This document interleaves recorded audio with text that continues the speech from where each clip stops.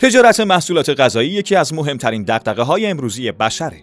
اگه یه روز متوجه بشین شیر خشکی که به نوزادتون میدین سالم نیست، یا بفهمین آب معدنی که همیشه مصرف میکنین واقعاً یه آب معدنی نیست، چه حالی بهتون دست میده؟ امروزه کمتر کسی وجود داره که با محصولات شرکت نستله آشنا نباشه. آب، نسکافه، شکلات و مهمتر از همه شیر خشک، همه از محصولات این شرکت بزرگ مواد غذایی هستن. شاید فکر کنین که یه شرکت مواد غذایی که خیلی هم معروفه و محصولاتی مثل شیر خشک که ارتباط مستقیمی با نوزادها داره رو تولید میکنه، به فکر سلامت مردمه. اما شاید اینطور نباشه. با ما همراه باشین تا وجه تاریک تجارت محصولات غذایی رو به شما نشون بدیم. حالا فرض کنین شما برند نستله در دهه 70 میلادی هستید.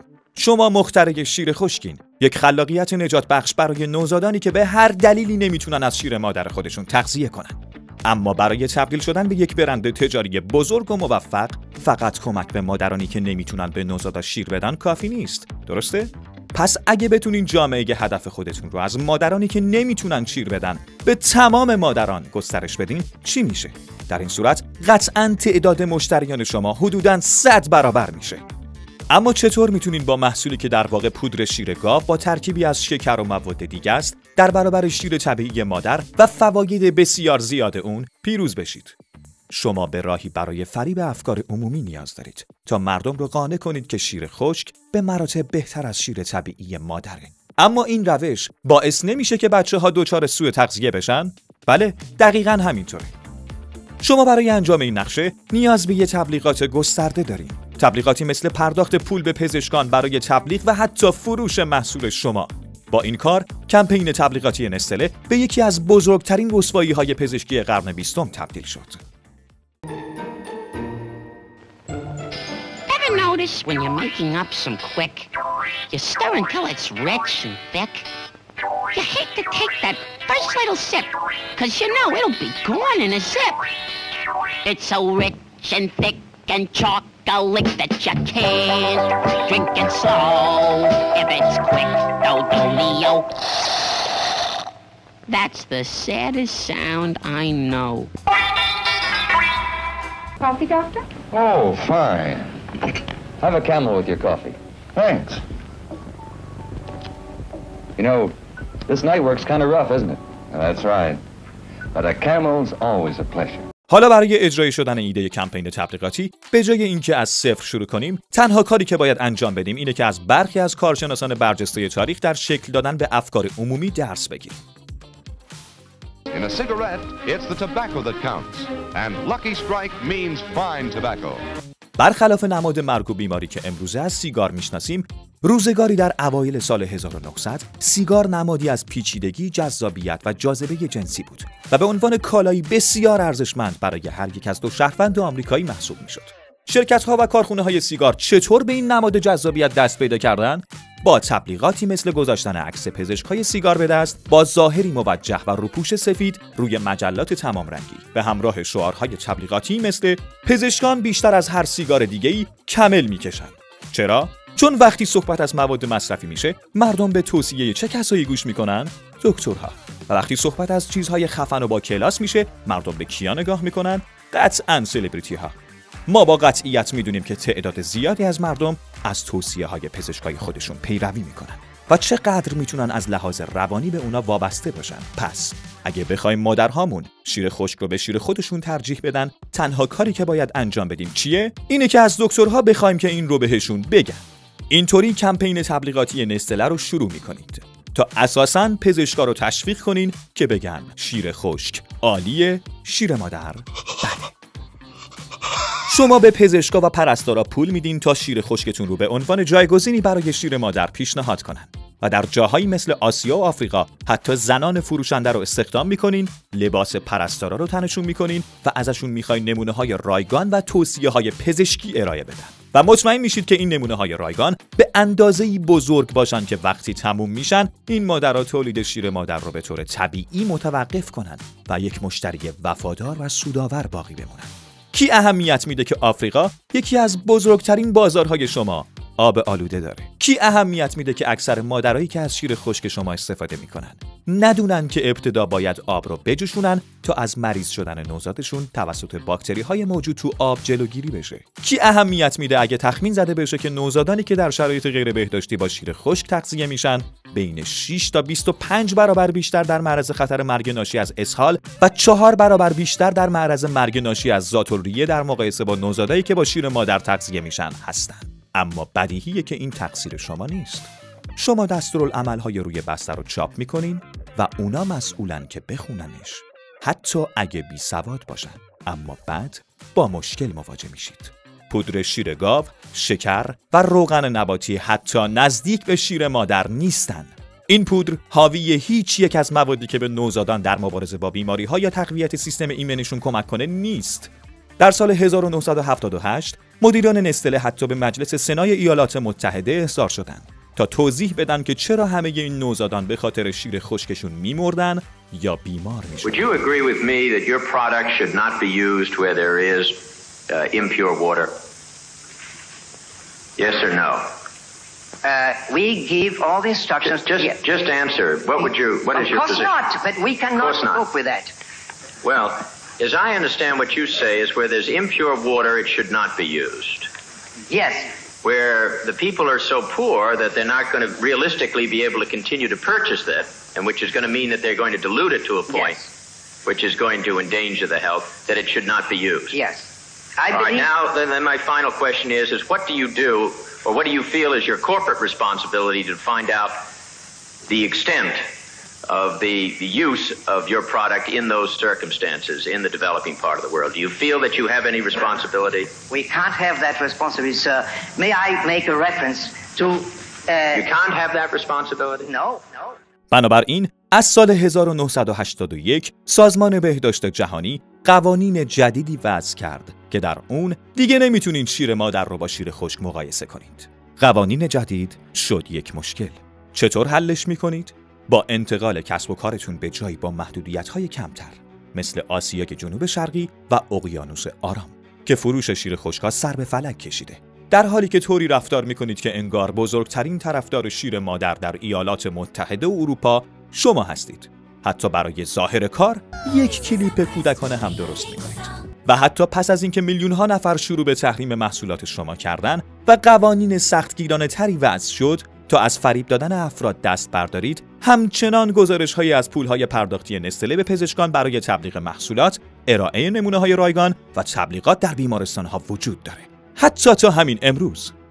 I would almost argue you should never give your child any formula that you haven't run by your pediatrician. حالا میدونید شیر خشک حدود 23% حاشیه سود داره و تا سال 2026 ارزش این صنعت بیش از 110 میلیارد دلار تعیین شده.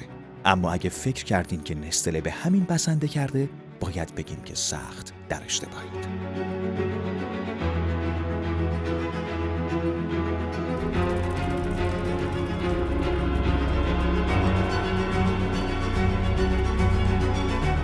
شما بگید اولین چیزی که انسان برای زنده موندن به اون نیاز داره جدا از غذا چیه؟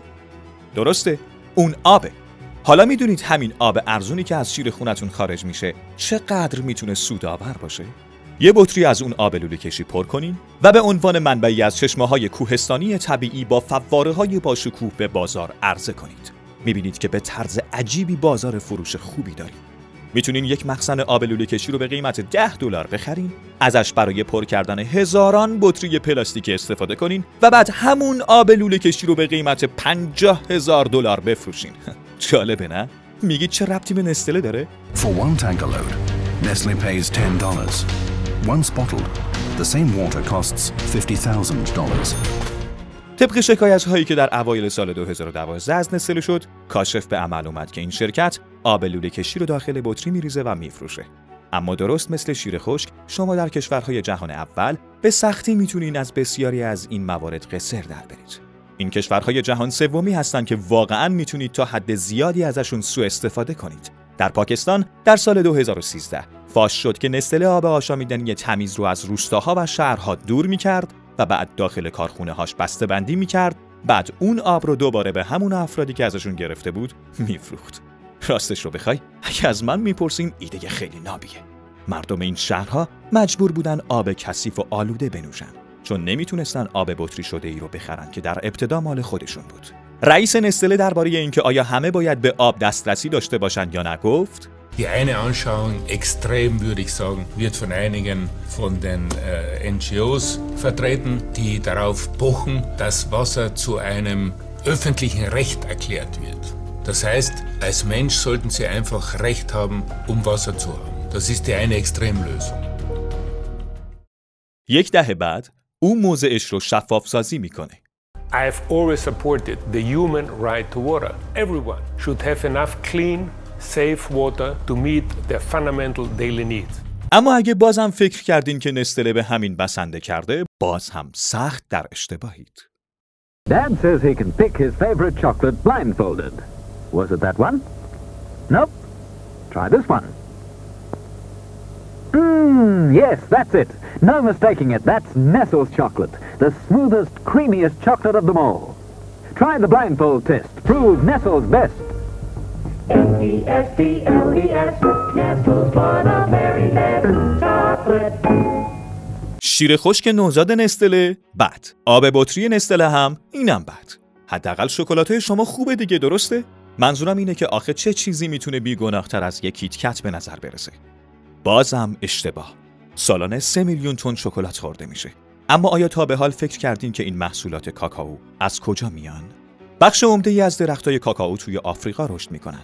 از جمله اونهایی که نستله ازشون استفاده میکنه که میتونه بردگی کودکان و کار اجباری رو با خودش به همراه داشته باشه. میدونستید شکلات یکی از محصولاتیه که نستله بابت اون معروف شده؟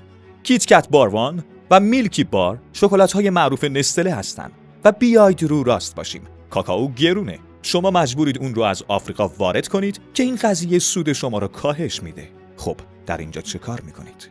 شما وارد بازار کار ارزون میشید. اگه بخوایم به طور واضح بگیم، شما شروع به خرید دونه‌های کاکائو از مزارعی میکنید که از کار اجباری کودکان برای برداشت محصول استفاده میشه.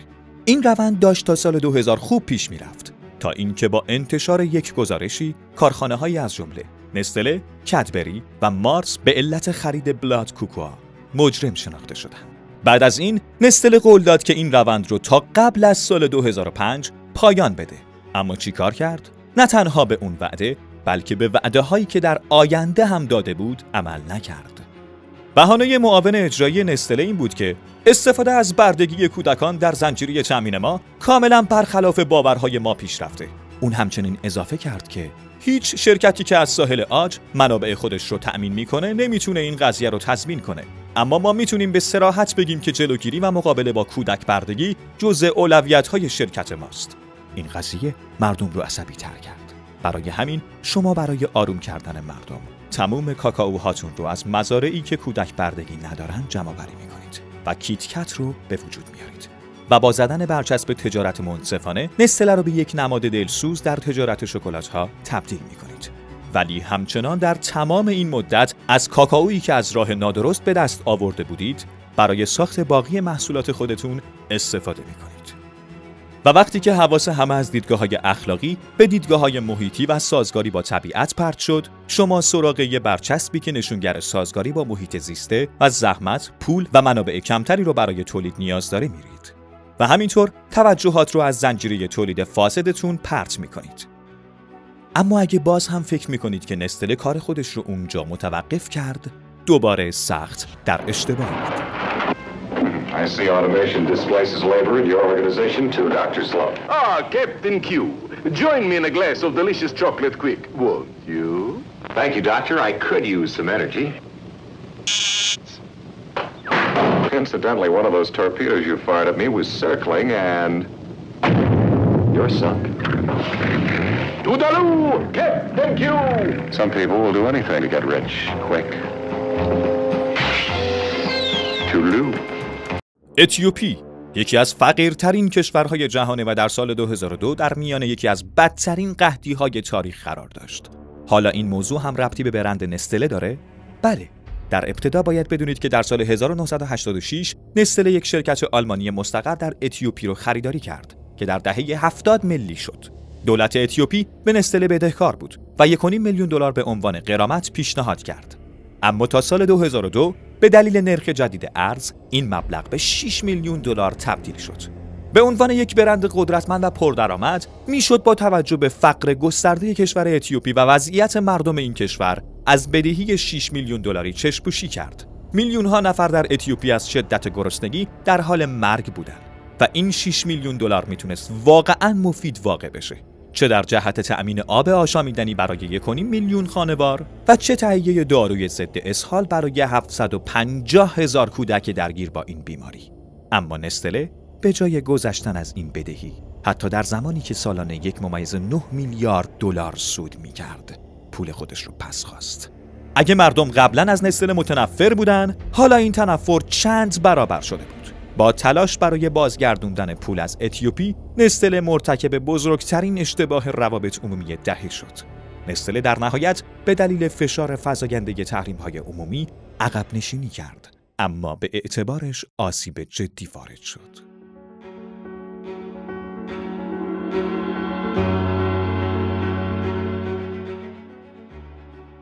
حتی بعد از سالها تاکتیک‌های تجاری بحث برانگیز، هیچ کسی نمیتونه نیاز جامعه بین‌المللی به آب، شیر خشک و حتی شکلات رو انکار کنه. نستله راه‌های بسیار خوبی برای سرپوش گذاشتن برای اعمال گذشته خودش پیش گرفت. مردم هنوز هم محصولاتی رو از تقریباً 2000 برند مختلف اونها خریداری میکنن.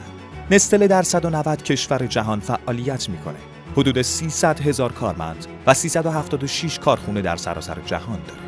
نستله یکی از بزرگترین کارفرمایان در اروپا و یکی از بازوهای صنعت مواد غذایی. این همه قدرت در حالیه که نستله اعلام کرده 60% محصولاتش حتی سالم هم نیستن. برای دیدن ویدیوهای بیشتر کانال دوجیدو رو سابسکرایب کنید.